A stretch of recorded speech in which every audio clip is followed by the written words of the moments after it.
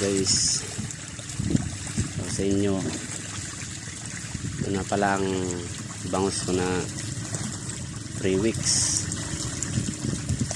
na to, hindi isang buwan.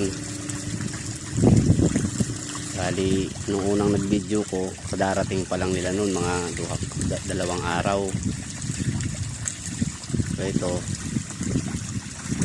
ano to, 3 weeks na siya.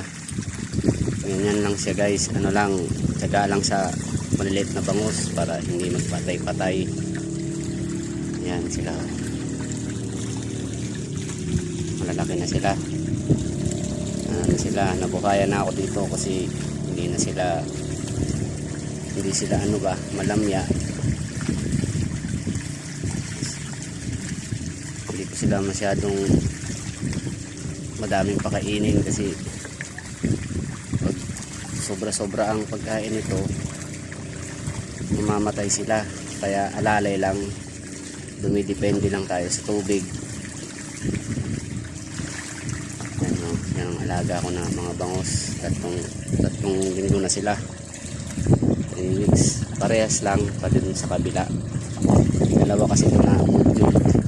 Ito yung ano, 12,000. Yan, tutuwa ang akong amo nito kasi hindi natin siya pinababayaan sa pag-aalaga ng bangus. So ganyan lang siya guys, tuloy-tuloy ang kanilang pagkain. Kailangan lagi kang nakabantay sa kanila kasi pag malalaki na sila,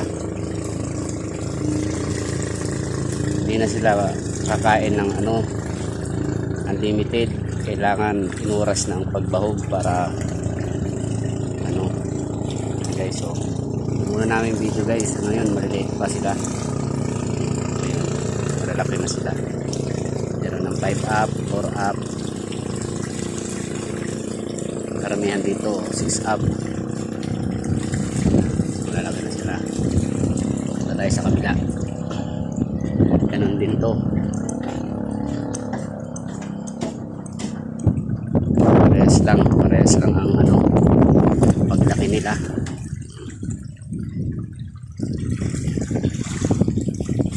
Kahit sila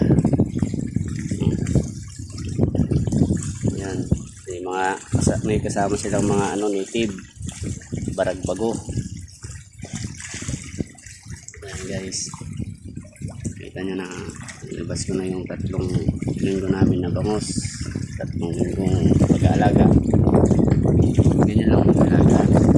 Kailangan mahalin mo sila kagaya ng pagmamahal mo sa pamilya mo, para pagdating ng harvest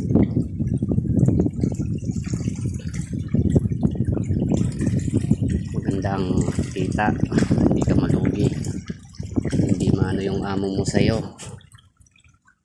Kasi hati kami sa ginansya sa bangus, kaya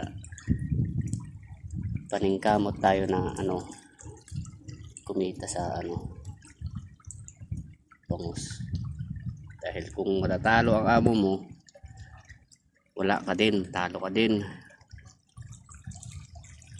Kailangan madami ang maging harvest mo, madami ang timbang.